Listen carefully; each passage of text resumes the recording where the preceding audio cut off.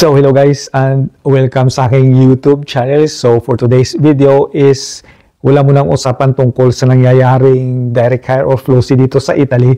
For today's video is magbibigay lamang ng reaction tungkol sa isang post na nakikita ko lagi sa aking news feed sa Blue App or Facebook. Siguro it's been like 2 or 3 weeks na itong lumalabas lagi sa aking news feed. Kaya sabi ko, magbibigay ako ng reaction about sa post na to.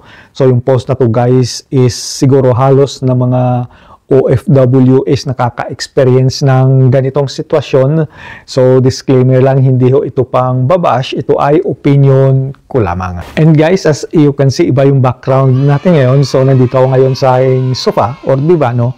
And usually guys, doon ako nagre-record na aking vlog sa dining.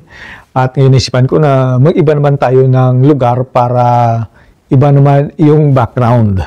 So guys, ngayon magbibigay ako ng opinion doon sa sinasabi kong post. Disclaimer lang, hindi ho ito pang babash. So yung post na yon siguro usually nakita nyo na to pag tambay kayo ng Facebook. Ito ay may pamagat na tinanggihan, inuna ang iPhone. So ito yan, yung post na yan. So babasahin ko yung post, naka-cross out or naka-blurred naman yung pangalan yung nag-post nito. Nakita ko lang guys yung picture na to. So yung post niya, 10 years na yung pinsan ko dyan sa HK or Hong Kong.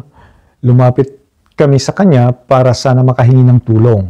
Nanganak ako, need ECS o cesarean, pero tinanggihan kami. Wala daw siya pera.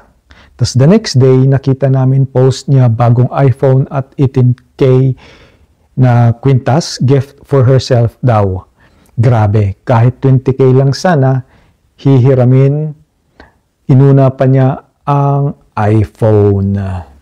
So, ang opinion ko lang sa post na to is hindi kasalanan ng pinsan mo bakit kinapos ka ng pera sa pang cesarean or sa time na panganganak mo.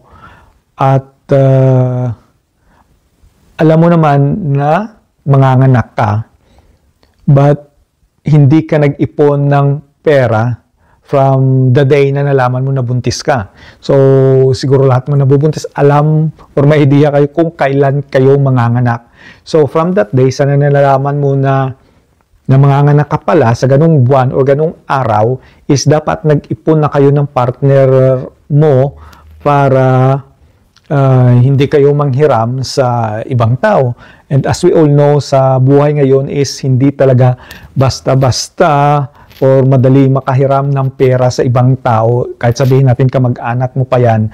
Kasi halimbawa itong nangyari sa inyo ng pinsan mo na nasa Hong Kong, malay mo, yung binili niyang iPhone at kwintas is matagal niyang pinag-ipunan yon para iregalo sa kanyang sarili.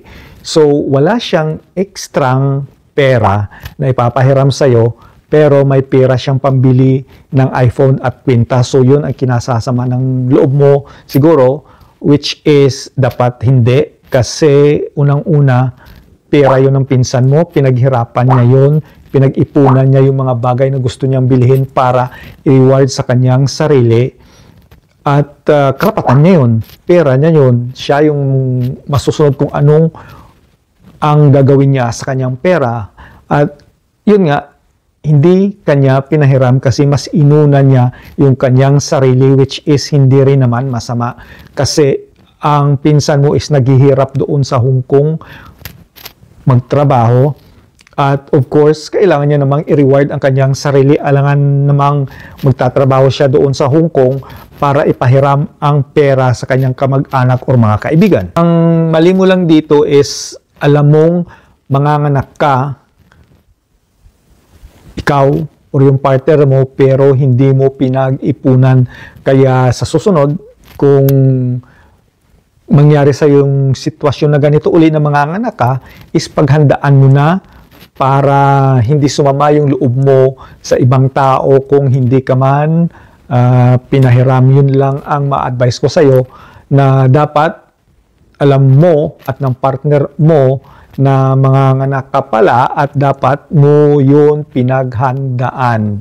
So magpo-post ka pa ng ganitong klaseng post sa Facebook, or yun, para humingi ng simpatya sa mga tao, which is siguro alam naman natin na may maawa sa'yo, pero mostly siguro wala. Kasi nga, hindi naman yung kasalanan ng pinsan mo na hindi kanya pinahiram kasi pera niya yun. Ang masasabi ko lang, siguro kayo ay may kunting problema dito kasi alam nyo nga, namanganga kayo pero hindi kayo nakapag-ipon sa tamang panahon. So guys, disclaimer lamang yung video na to is hindi ho ito pang babash about sa nag-post ng post na yon.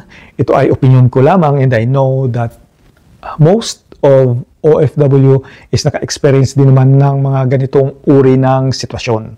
And guys, this is it. This is the end of my video. So if you like this video, i-hit mo na yung like button at i-share mo na din. At kung meron kang komento, just comment it down below. At kung hindi ka pa nakasubscribe sa aking YouTube channel, is hit mo na yung subscribe button at notification bell so that you will be updated if meron akong bagong YouTube videos. So guys, this is it. Kita-kits tayo sa susunod.